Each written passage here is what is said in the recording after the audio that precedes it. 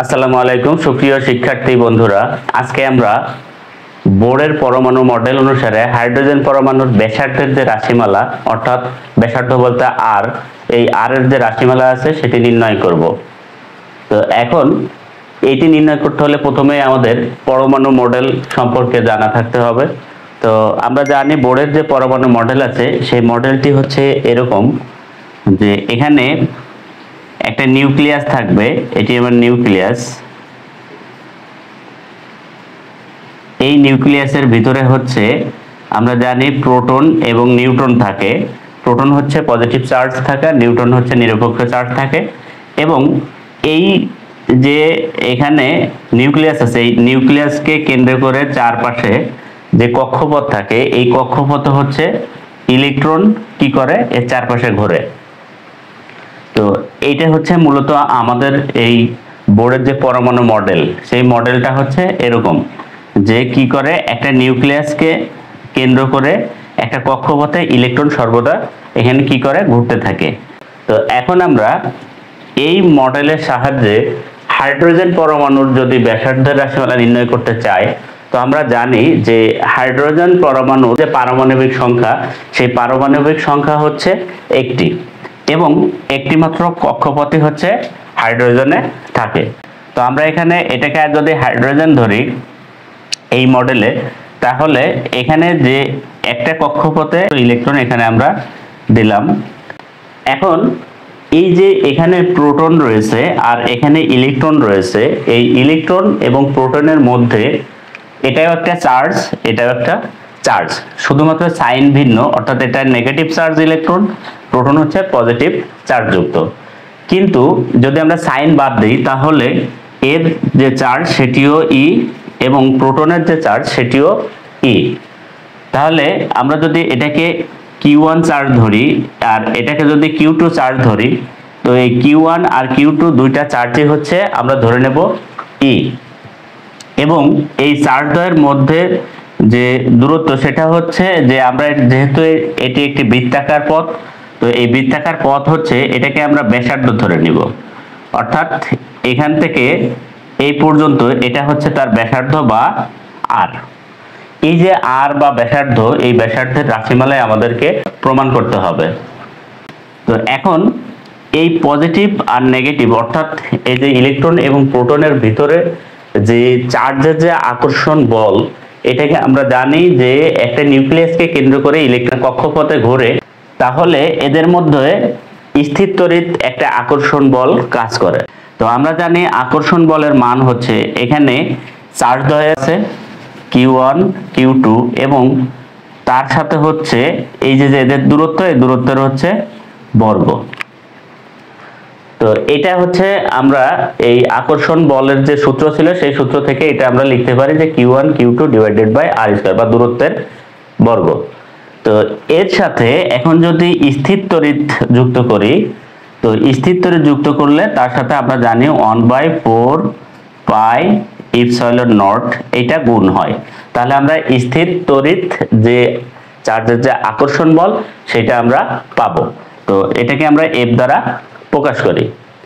আবার এই যে স্থির তড়িৎ যে আকর্ষণ বল, এই স্থির তড়িৎ আকর্ষণ বলটা হচ্ছে এই কেন্দ্রের দিকে কাজ করে, অর্থাৎ এটা কেন্দ্রমুখী। এই যে চারপাশে কক্ষপথে ঘুরছে, যেহেতু বৃত্তাকার পথ, এটা কেন্দ্রের দিকে আকর্ষণ করে রাখে, যেটাকে আমরা কেন্দ্রমুখী বল বলি।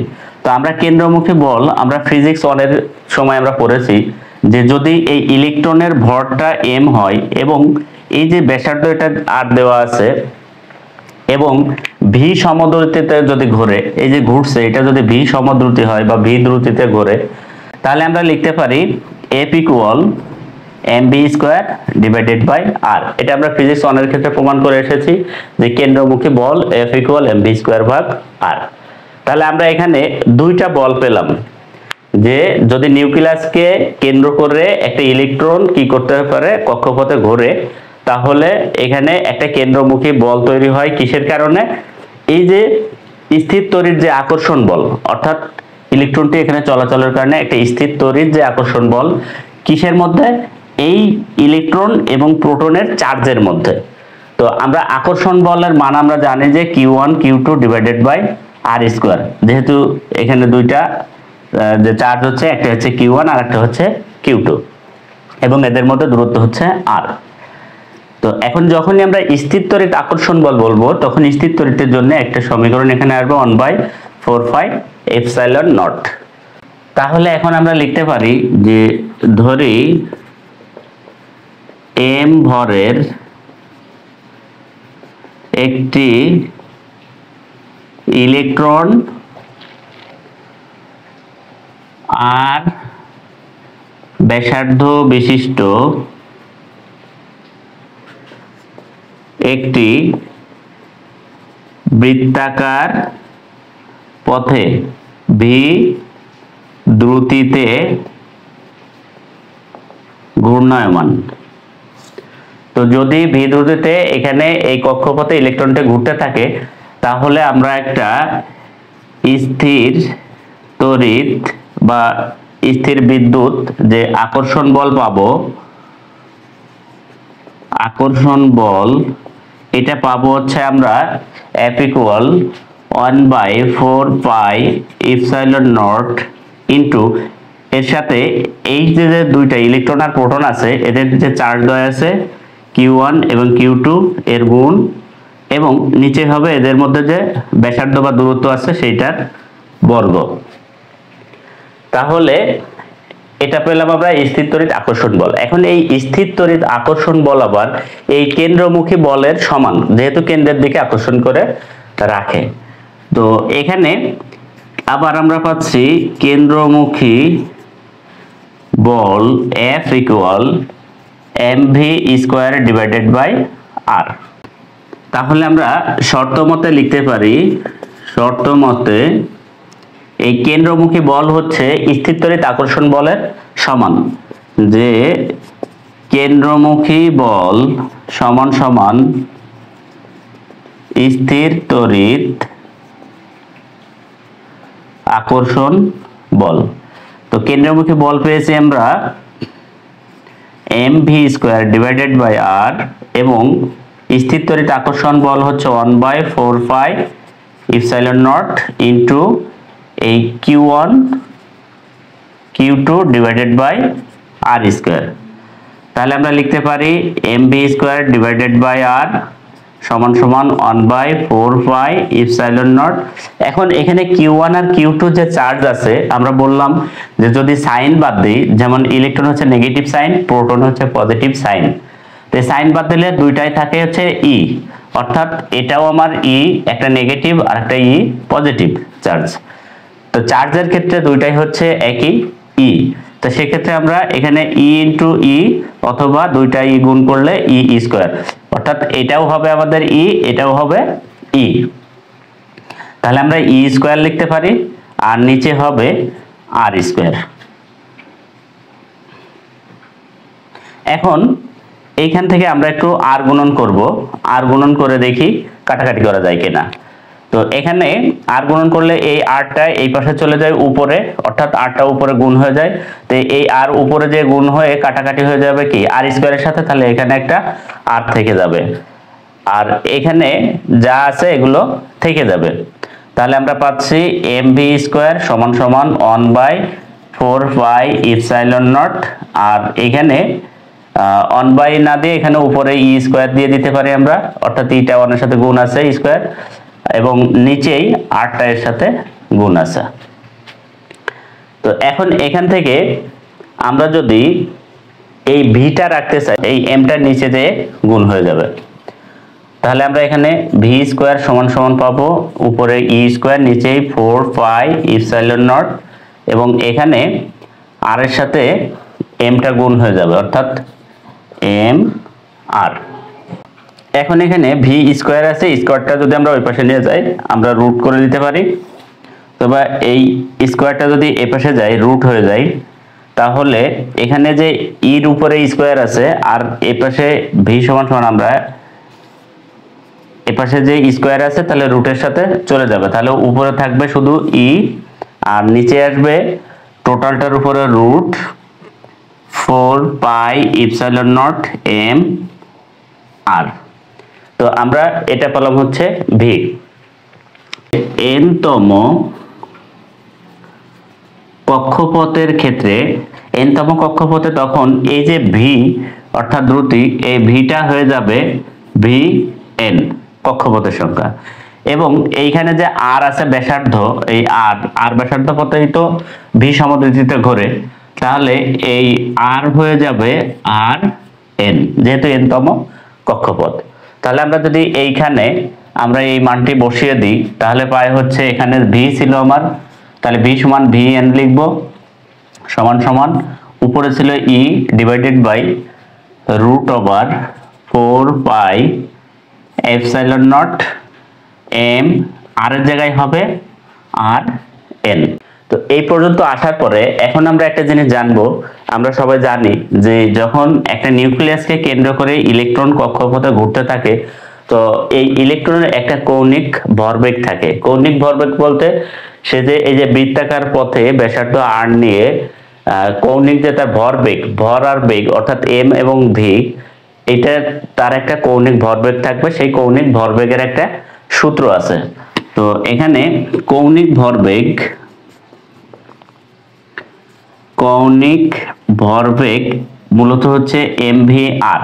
এই কৌণিক ভরবেগ mvr এটা সমান সমান লেখা যায় nh ডিভাইডেড বাই 2 পাই। তো এটা লেখা যায় অর্থাৎ mvr ইকুয়াল nh বাই 2 পাই, যেখানে n হচ্ছে আমরা জানি কক্ষপথের সংখ্যা এবং h টা হচ্ছে এখানে প্ল্যাঙ্কের ধ্রুবক। তো এখানে আমরা mvr এর জায়গায় এখন একটু আগে আমরা v সমান vn লিখেছি n-তম কক্ষপথে এবং r সমান rn লিখেছি। তো আমরা আবারও এটাই লিখব যে n-তম কক্ষপথের ক্ষেত্রে, তো n-তম কক্ষপথের জন্য আমরা কি জানি, v সমান vn, r সমান rn। তাহলে আমরা এই যে এখানে mvr পেলাম, এখানে হচ্ছে m থাকবে, v এর জায়গায় হবে vn এবং r এর জায়গায় হবে rn, সমান সমান nh ডিভাইডেড বাই 2 পাই। এখন এই যে vn পেয়েছিলাম আমরা, এই vn এর মানটা আমরা এই যে এখানে পেয়েছি, এটা বসিয়ে দেব। তাহলে আমার m ঠিক থাকবে, vn এর জায়গায় হবে e by √4 pi epsilon naught m into r n. এর সাথে এই যে আর এনটা গুণ ছিল, আমরা আর এনটা রেখে দেব, সমান সমান nh বাই 2 পাই। এ পাশে যা ছিল তাই রেখে দিলাম। তো এখন আমরা উভয় পক্ষে যদি বর্গ করি, আমরা লিখব যে বর্গ করে। তো উভয় পক্ষে যদি বর্গ করি তাহলে এখানে লেখা যায় এই mটা হয়ে যাবে m স্কয়ার, ইটা হয়ে যাবে ই স্কয়ার, আর এনটা স্কয়ার হয়ে যাবে। এটা উপরে গুণ আছে, এখানে লিখলাম, ডিভাইডেড বাই এই যে রুট আছে, এই রুট ওভারটা কি হবে, স্কয়ারের সাথে উঠে যাবে, 4 পাই ইপসাইলন m আর n পাবো আমরা, সমান সমান এই পাশে পাবো হচ্ছে n square h square divided by 2 এর স্কয়ার করলে হবে 4, আর এখানে হবে পাই স্কয়ার। তো এখানে কাটাকাটি করা যাবে একটু এপাশ ওপাশ করলে, যেমন এখানে 4, এই 4টা এই পাশে যে উপরে গুণ হয়ে যাবে আর গুণন করলে, তাহলে এই 4টা চলে যাবে, এবং এখানে পাই আছে, এখানে পাই স্কয়ার আছে, তাহলে এখানে একটা পাই থেকে যাবে। এখানে m স্কয়ার আছে, এখানে m আছে, এখানে একটা m থেকে যাবে তাহলে, আর এখানে rn একটা, এখানে rn দুইটা, তো এটা কাটাকাটি করলে এখানে একটা rn থেকে যাবে। তো এখন আমরা যেটা পেলাম সেটা একটু ফ্রেশ করে এখানে লিখি, সেটা হচ্ছে এখানে উপরে থাকলো m e স্কয়ার এবং এখানে আছে r n ডিভাইডেড বাই নিচে আছে শুধুমাত্র এপসাইলন নট, সমান সমান এই পাশে আছে n square h square divided by এখানে শুধু পাই থাকবে।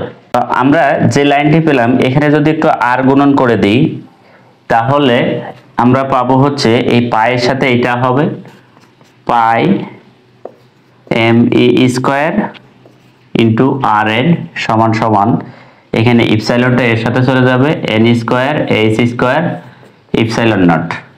তো এখানে একটা জিনিস আমাদের খেয়াল রাখতে হবে যে আমরা ব্যাসার্ধের রাশিমালা বের করছি হাইড্রোজেন পরমাণু, তো এখানে ব্যাসার্ধ হচ্ছে আর, তাহলে এই আর এন এর মানটাই কিন্তু আমাদেরকে বের করতে হবে।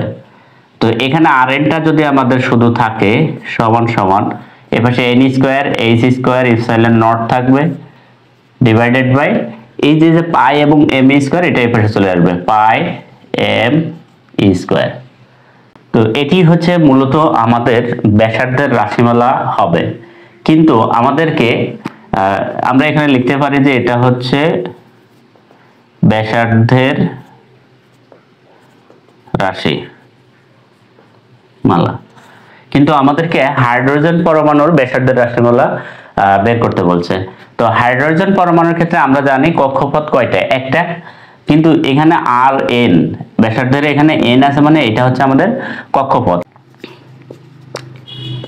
হাইড্রোজেন পরমাণুর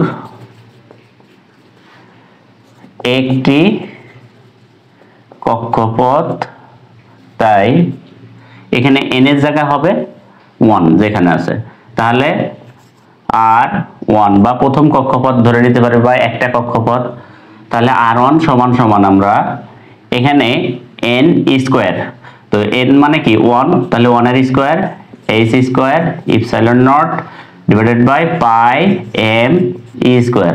তাহলে আমরা পাচ্ছি R1 সমান সমান, যেহেতু একটাই কক্ষপথ তাহলে R1 সমান সমান উপরে থাকবে h square epsilon naught divided by pi m e square. তো এই যে রাশিটি আমরা পেলাম, এই সমীকরণটি হচ্ছে মূলত এই বোর্ডের যে পরমাণু মডেল অনুসারে হাইড্রোজেন পরমাণুর ব্যাসার্ধের রাশিমালা নির্ণয়ের সূত্র।